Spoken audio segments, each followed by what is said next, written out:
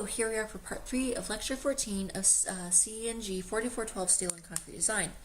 In this video, I want to explore some of the design considerations for bearing plates in order to handle point loads, reactions, etc.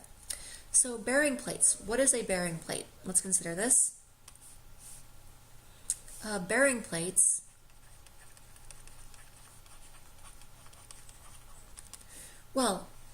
in statics and structural analysis, etc., mechanics of materials, many other courses, often we need to worry about point loads. So in a basic ideal sense, in statics, mechanics, etc., we often consider point loads. We often consider idealized point loads.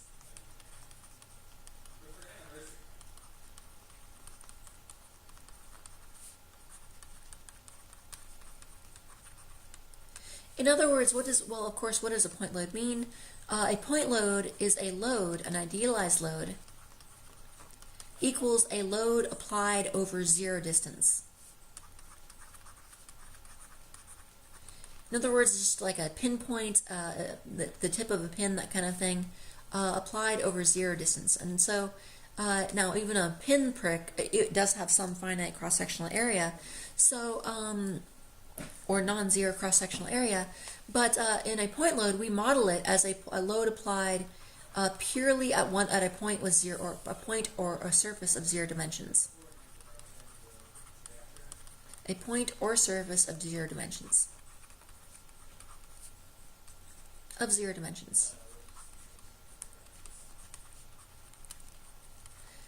So, for example, we might have a beam, simply supported beam, etc., something like this, that we might be able to model something as a simply supported beam like this, and there might be a series of point loads along the length of this beam. And when we're modeling this in terms of calculating shear and bending moment diagrams, this will result in sharp drops or jumps in our shear and bending moment diagram, and those sharp jumps are a result of discontinuities that come from the mathematics. But we of course know that this is actually completely impossible. A point load is in truth completely impossible. In truth, completely impossible.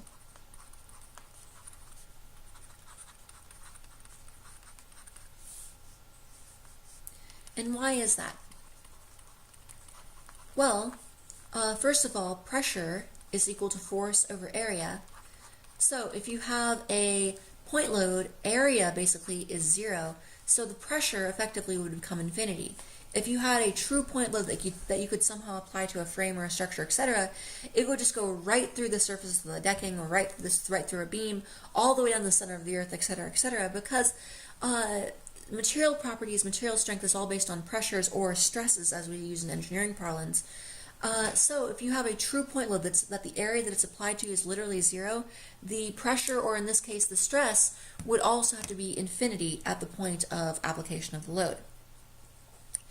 So now we don't need to worry about that in terms of statics, but in terms of real design, we need to consider the effects of point loading on the strength of a member, and primarily the strength of flange, web, etc., individual elements of that cross-section. So web yielding, and so this comes down to web yielding and web crippling.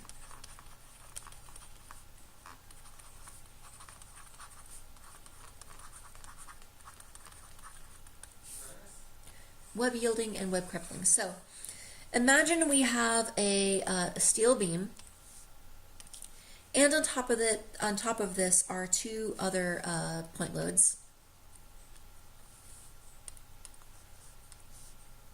On top of this are 2 point loads. So I have a steel beam here, and I'm going to use this to label some dimensions.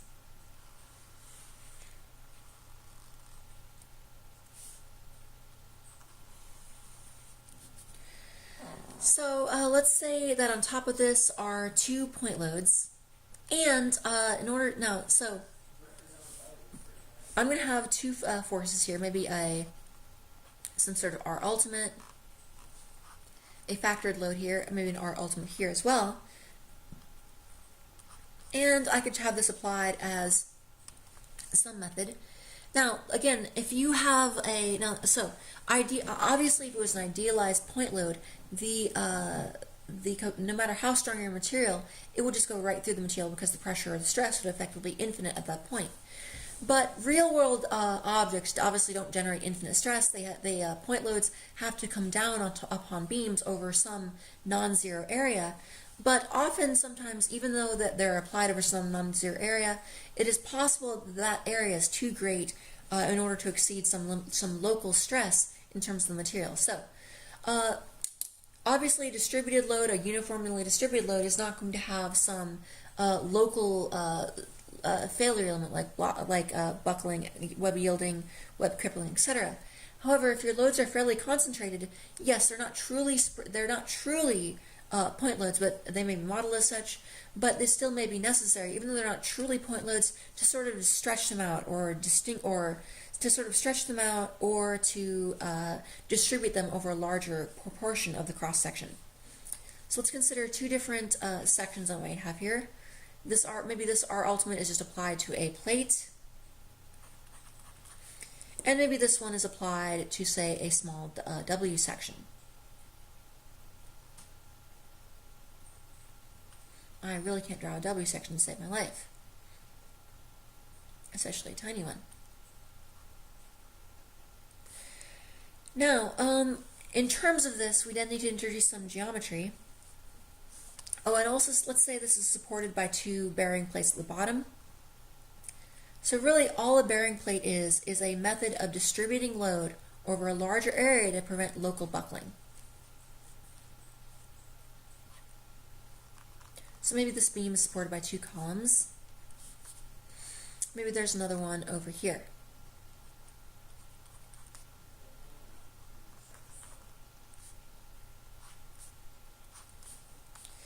And so again, a bearing plate,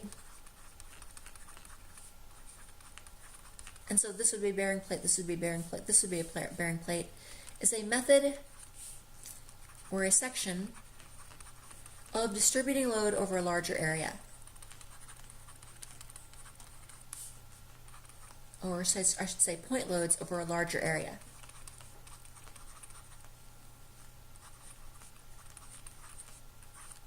Over a larger area. Point loads over a larger area. And these point loads here, and let me label some dimensions. We're going to have dimensions LB, which is sort of the width of the bearing plate. LB for any given bearing plate. LB, LB here as well. And this bearing width could apply to both plates and also W sections like this. So this would be LB here. And this would also be LB here.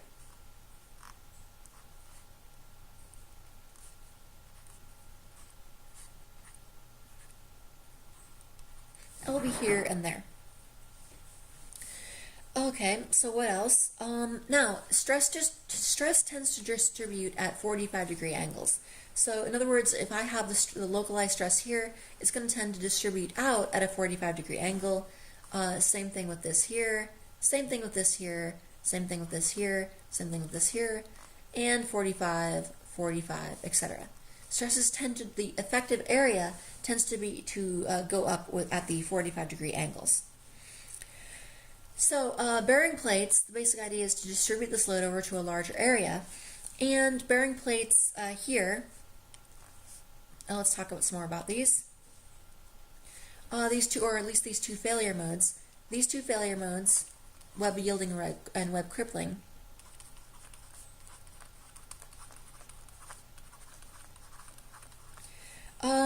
occur under concentrated loads and at reactions or supports. Concentrated loads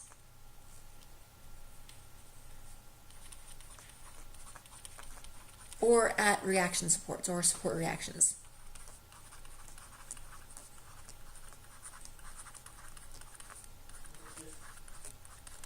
Or under support reactions. Now, so our bearing plates are useful for these sorts of things, But we don't have basically web crippling and web yielding.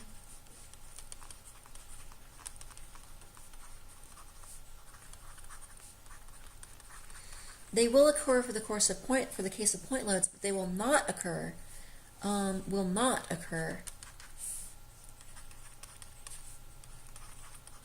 In the case of uniform loads, in the case of, or at least distributed loads.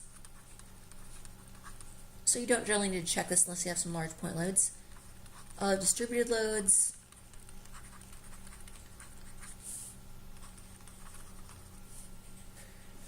will not occur in the case of distributed loads, and at supports,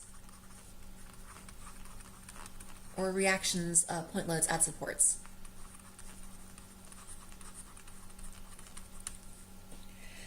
And here, and let's see, where it can occur, where these can occur. So again, we know that doesn't occur with distributed loads, but it can occur with web type connections, particular clip angles, shear tabs, etc. Can occur with shear connections, shear type connections, such as shear tabs, clip angles, etc.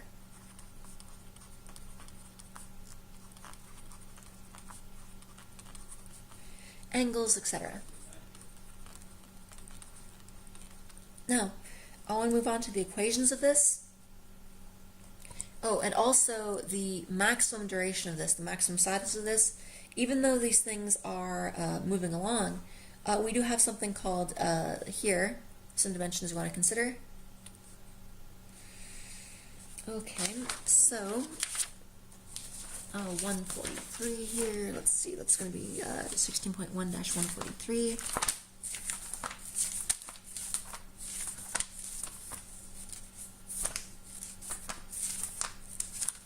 So I'm just turning to the place in the manual right now.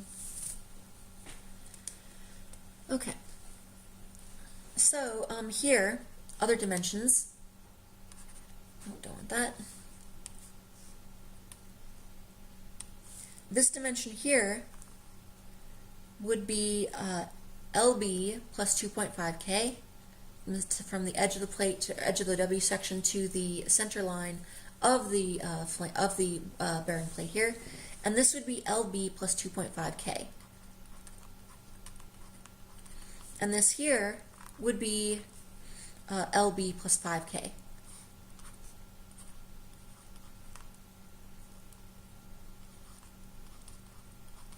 And here, so what is K? LB is simply going to be the dimension of the bearing plate, but what is K? Well, looking at the steel manual here, what does it say? It says K is the distance from outer face of the flange to a web toe of the fillet. To the web toe of the fillet, so that's the distance.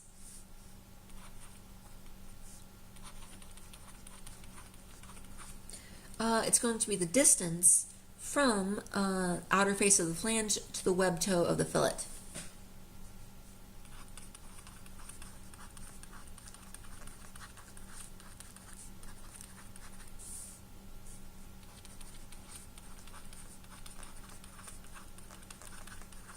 So the web toe of the fillet. And then, along with this, I then want to look at the two different local failure conditions, both web yielding and web crippling. So web yielding, now with most forms of yielding, it's not necessarily as critical. So here, phi is equal to 1.0. You'd be more likely to use this for a serviceability constraint than you would for just a raw strength check. And so basically we have two different equations we use depending on where that particular bearing plate is geometrically located. So basically I have an if-then statement. If the load is applied for a given load at a distance greater than d from the end,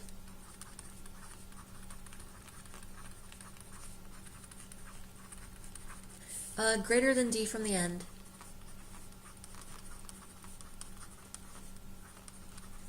well then, we use equation J10-2.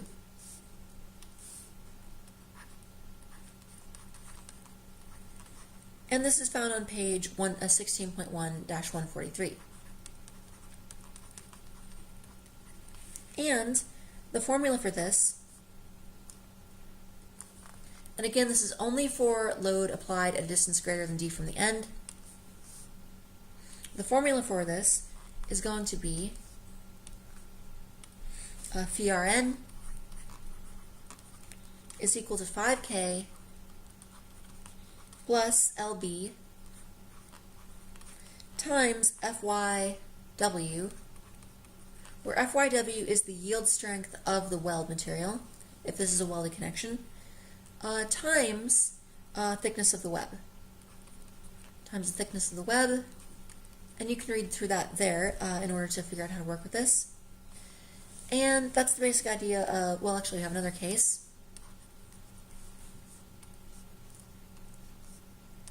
If the load is applied close to the end, and basically what this comes down to is here. If you look at this, if you have something right at the edge, it's only going to be able to extend its stress line through basically half the section, while something that's in the middle will be able to transfer stress at both directions, or in both directions, thereby making it half, essentially. So if load is applied to a closed end, or close to an end,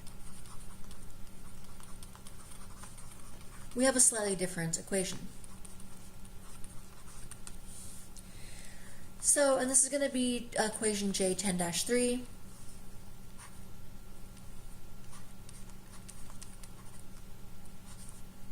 And this is also found on page 143.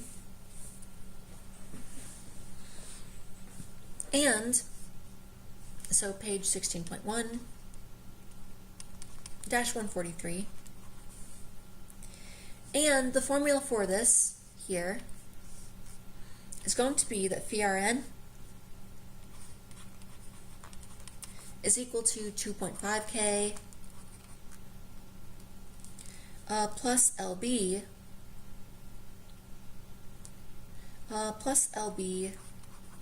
times Fyw, that's the yield strength of the weld material, we'll get to that later, Tw times Tw, with phi equal to 0.75. Okay, so let's move on here. Then we also have, so web yielding is basically where the web itself is yielding. That's fairly straightforward. But we also have a failure concept called web crippling. That's a little bit more difficult to describe.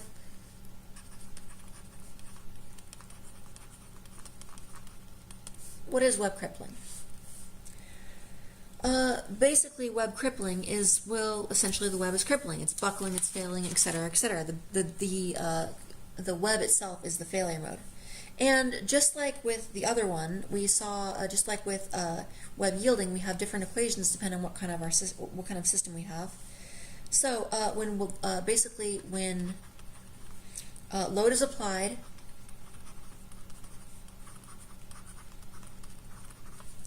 at a distance greater than d over 2 from the end,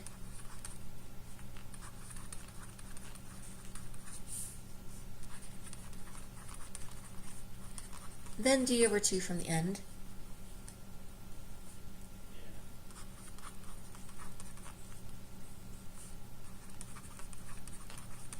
from the end, you'll have the following two equations. Well, here you have Lb over D. Lb over D is less than or equal to 0.2. And this is equation J5-1A, or J5-A. This is equation J5-A. And you'll also have here, okay, so when load is applied at a distance greater than d over 2 from end, well, I should probably start with something a little different. I should probably start with equation J10-4.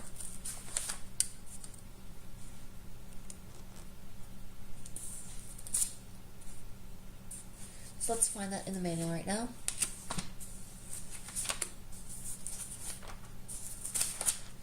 Pardon me while I flurry through my manual here.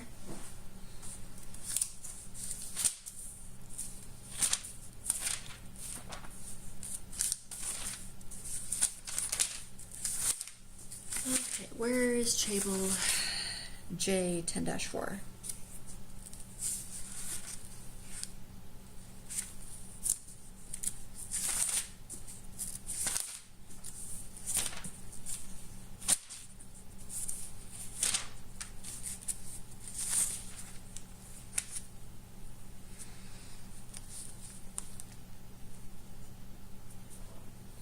Okay, and these equations can be fairly complex, so I'm not going to necessarily write them out, but I will just describe them here.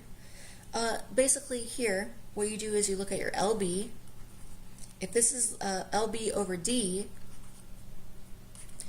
is less than or equal to 0.2, you use equation J5A on page 16.1-143.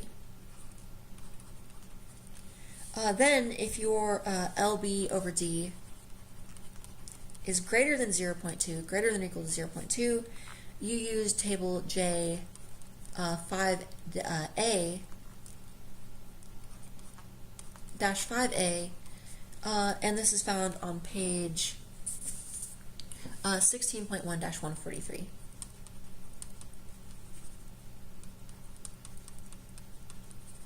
And you can work through those equations here. As I mentioned, I don't necessarily want to work through the entire system, but I did want to give you a brief introduction to how this works, how, in terms of beam design, how composite sections work, how some of our local failure modes control, etc., etc. All right, I think that'll do it for today. I'll post some later sections of this video tomorrow, but I think that'll do it. And as always, thank you.